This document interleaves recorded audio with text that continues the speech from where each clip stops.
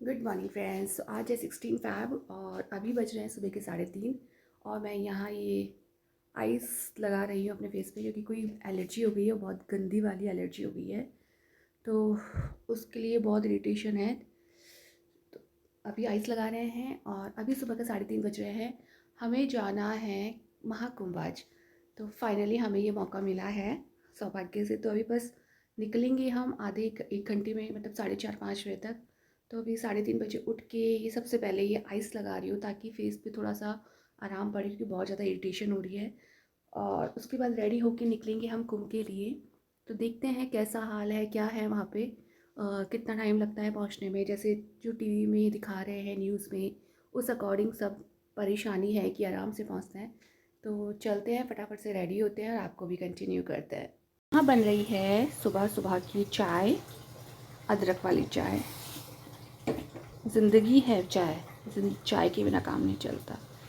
चाहे 2 घूंटी मिले बट मस्त फर्स्ट क्लास मसालादार चाय मिलनी चाहिए। तो यहाँ चाय बन रही है, चाय पीते हैं और बच्चों को जगाते हैं। डुगू पीकू, डुगू पीकू उठो बेटा, उठ जाओ। बस 2 मिनट में उठ रहे हैं बच्चे, और बच्चों का 2 मिनट कभी ख़त्म नहीं होता है। और सच में ये जो 2 मिनट वाली नींद होती है ना, ये सबसे अच्छी होती है। और मुझसे बोला भी नहीं जा रहा, बहुत पेन है बहुत। बट गुम तो जाना है, गुम तो जाना है। अब चाय पीते हैं और रेडी होते हैं।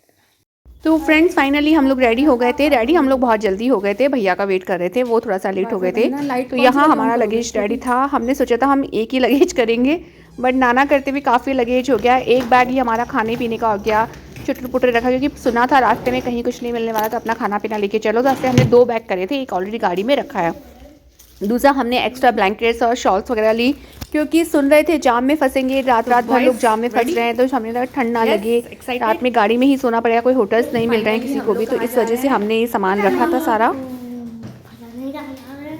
फाइनली महाकुंभ जा रहे हैं, दोनों बंद कर दी।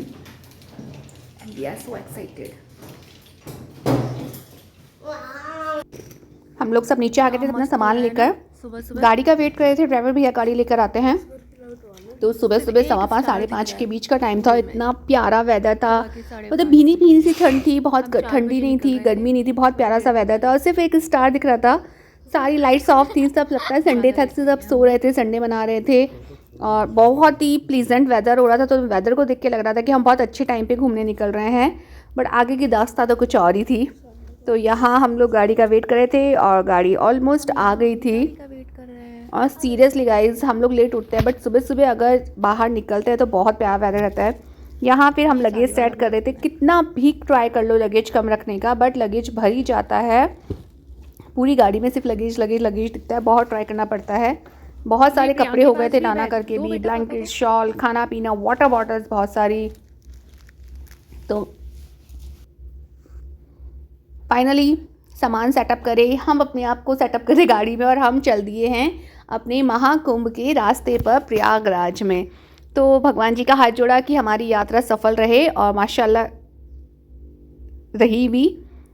तो बहुत ही वेदर देखिए आप, सुबह सुबह की जो लालिमा जिसे कहते हैं, ऑरेंज ऑरेंज सा रेड सा शेड आ रहा है, बहुत ही प्यारा वेदर हो रहा था। निकलते वक्त हम लोग बड़े एक्साइटेड थे कि हम वहाँ जा रहे हैं, क्योंकि जब फ्रेश थे, एकदम मूड फ्रेश था। फिर दिन में शायद काफ़ी टाइम हो चुका था, हम यहाँ कुछ खाने पीने उतरे थे क्योंकि हमने सुबह से कुछ नहीं खाया था, कहीं हमें ब्रेकफास्ट का कुछ नहीं मिला था।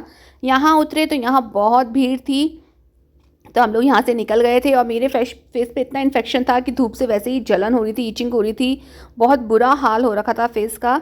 तो मैंने पूरे टाइम कुंभ के जितना भी गई हूँ आई हूँ, मैंने अपना फेस हर कवर ही रखा।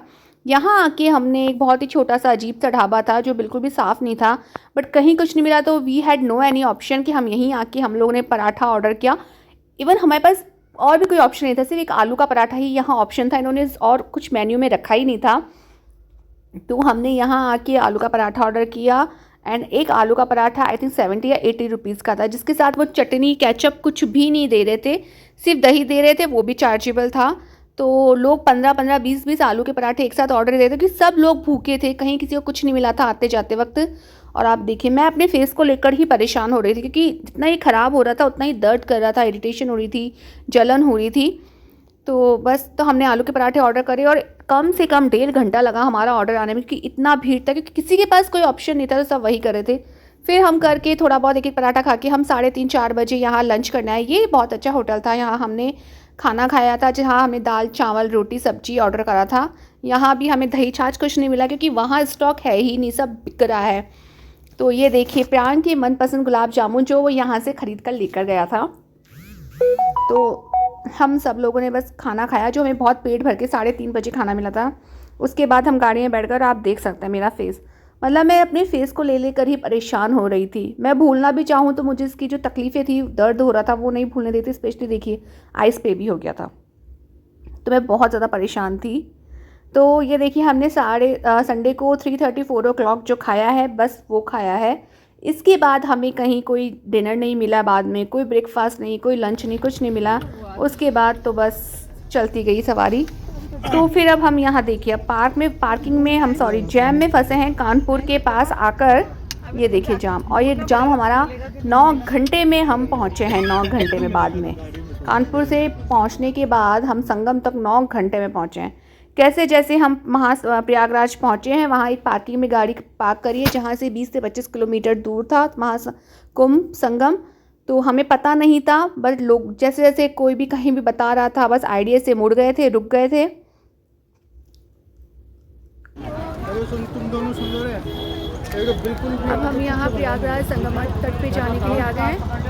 कल हम सुबह 5 बजे निकले थे, अभी 3:30 हो गए हैं, तो ऑलमोस्ट हमें 24 घंटे हो गए। कोई सुविधा नहीं है, कोई बताने वाला नहीं है, कोई अरेंजमेंट नहीं है, बहुत भीड़ है।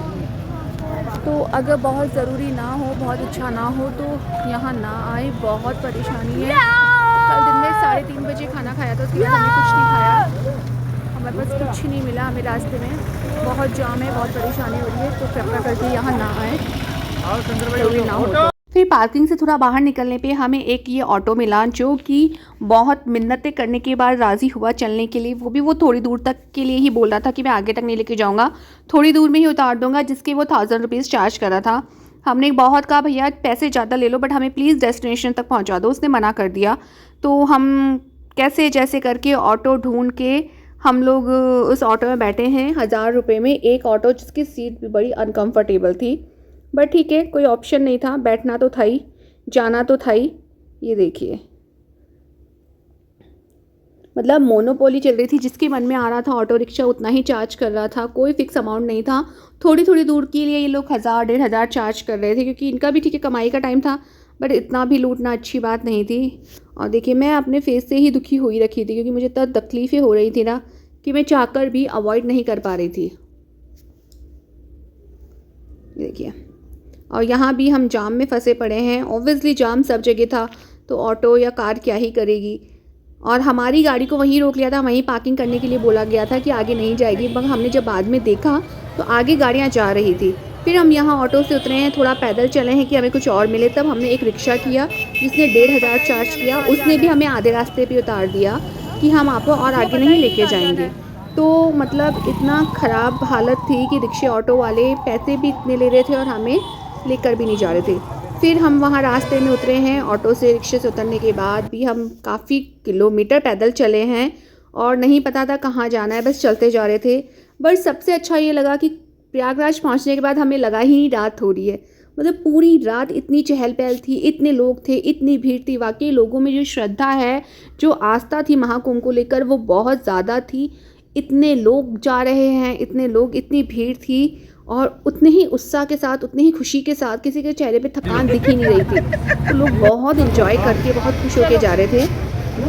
और फाइनली हम यहाँ पहुँचे और हम तरस रहे थे कि हमें कहीं एक अच्छी सी गर्मा गर्म चाय ही मिल जाए, कुछ और भी नहीं। तो कुछ भी नहीं खाया पिया था सुबह के। अब टाइम हो रहा था 5 बजे को आए थे, 5-6, तो हमें लगा एक चाय ही मिल जाए हमें कम से कम। तो हम वही मिल गए थे।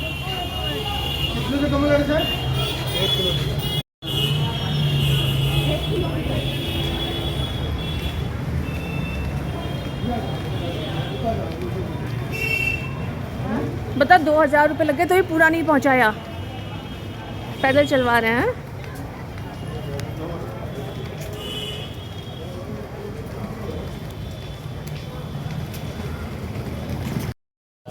तो यहाँ अब हम चाय पीने आ गए। चाय चाय चाय चाय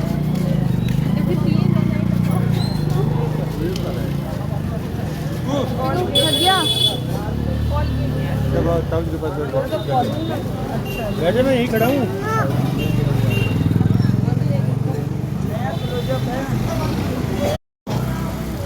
और फाइनली हमें एक टी स्टॉल मिल गया था, वहाँ हमने कुल्हड़ वाली चाय पी। तो वो अच्छी थी, ठीक थी। पता नहीं क्यों मुझे चाय को लेकर इतने नखरे हैं। चाय पी के हम चल पड़े थे संगम तट पर। तो यहाँ से पैदल जाना बनता था, थोड़ा बहुत तो मेहनत करना बनता था। आप देखिए भीड़, इतनी भीड़ थी, लोगों में इतना एक्साइटमेंट था, इतना उत्साह था, बस सबको संगम घाट पे जाके स्नान करना था। तो यहाँ पे एक तरफ संगम घाट था और एक तरफ गंगा जी बह रही थी। तो सब लोग गंगा स्नान भी कई लोग कर रहे थे, बट अधिकतर लोग संगम घाट पर ही जा रहे थे महाकुंभ में।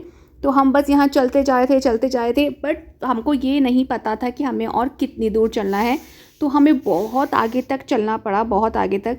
बट यहाँ पे जो अच्छी बात थी यहाँ पे ये थी कि वॉशरूम्स मेल फीमेल्स के लिए इतने सारे बनाए हुए थे, बहुत सारे बनाए हुए थे। एटलीस्ट आपको वॉशरूम की प्रॉब्लम नहीं होगी। वहाँ जाके आपको कुछ और मिले ना मिले, वॉशरूम तो बहुत मिलने वाले हैं। हाइजीन अनहाइजीन को आप परे रख दीजिए, अदरवाइज़ वॉशरूम बहुत सारे थे सुबह सुबह के टाइम पे। और वहाँ अंदर जाके भी हमें बहुत ही कोई एक दो ही टी स्टॉल्स मिली, ज़्यादा कुछ मिला नहीं था। और आप देखिए मतलब कहीं नहीं दिख रहा है कुछ कि कहाँ जाना है। लोगों की सिर्फ सर दिख रहे हैं। हमें कुछ खुद को नहीं पता चल रहा है कि हमें कितनी दूर जाना है, कितना आगे जाना है, या संगम किधर है। क्योंकि किसी से पूछ रहे हैं तो कोई किधर बता रहा है, कोई किधर बता रहा है, क्योंकि बहुत सारे द्वार थे। तो हमने भी भगवान का नाम लिया और सीधे चलते गए। बहुत परेशानी थी, बट एक्सपीरियंस भी बहुत अच्छा था। कुछ नेगेटिविटी थी, कुछ पॉजिटिव चीज़ें हुई हमारे साथ, बट परेशानी के बीच में चलते सिर्फ एक यही सुकून था कि चलो हमने महाकुंभ में स्नान कर लिया। और भटकते पूछते करते हम लोग चले गए। मेरे मन में बहुत डर था, इतनी भीड़ को देखकर भगदड़ वाला इंसिडेंट याद आ रहा था कि कहीं फिर से ऐसा कुछ ना हो जाए, तो बस इतनी देर भगदड़ का बहुत डर लग रहा था, कहीं कोई भगदड़ ना मच जाए, कोई गलत कुछ ना हो जाए। फाइनली हम एक जहाँ संगम था, मतलब महाकुंभ किया, जो हम वहाँ पहुँच गए थे पिलर नंबर 151 के पास, संगम जो घाट 4 था वहाँ। लेकिन हम उस दिन इतने लकी भी नहीं रहे। इतने लकी इसलिए नहीं रहे क्योंकि उस दिन बोट बंद थी कि हम बीचों बीच संगम में जाके स्नान कर सकें। बट ठीक है, हम 2 साल पहले भी गए थे, बीचों बीच बोट में संगम से स्नान करके आए थे। बट महाकुंभ में भी जाने की इच्छा थी, वो हमें सौभाग्य प्राप्त नहीं हुआ। तो हम ऐसे ही किनारे पे घाट पे स्नान करके आए। कहते हैं बच्चे जो अपने माँ बाप को कुंभ में गंगा जी में स्नान कराते हैं तो बहुत पुण्य मिलता है, माँ बाप को भी और बच्चों को भी। तो हमारे दोनों बेटों ने हमें स्नान किया और परिवार के साथ स्नान करना, महाकुंभ में स्नान करना बहुत सौभाग्य की बात है।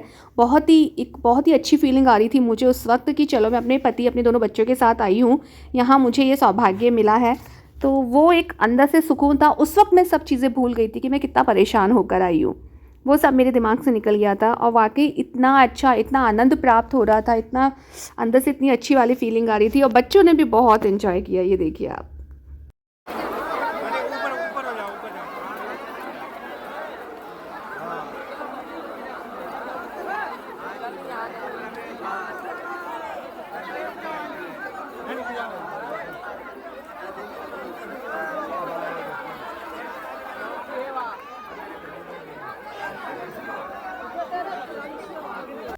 तो बस सबने स्नान किया, स्नान करके रेडी होके निकले। तो हमें यहाँ पे कुछ चने वाले मिले थे भैया, जो सब्जियाँ डाल के चने दे रहे थे। बस एक यही मिला था। निकलते बहुत भूख लग रही थी, मतलब ऑलमोस्ट 12 घंटे से ऊपर हो चुके थे, 15-16 घंटे कुछ नहीं खाया था। तो हम तो बस झपट पड़े इस पर। हमने तो फटाफट खा लिया, कच्चा पक्का जो भी था। उसके बाद एक चाट मिली और फिर लेमन टी मिली, खीरा मिला। तो वही सब चीज़ें सी चुटुर पुचुर थोड़ा लेके खाया, क्योंकि बहुत।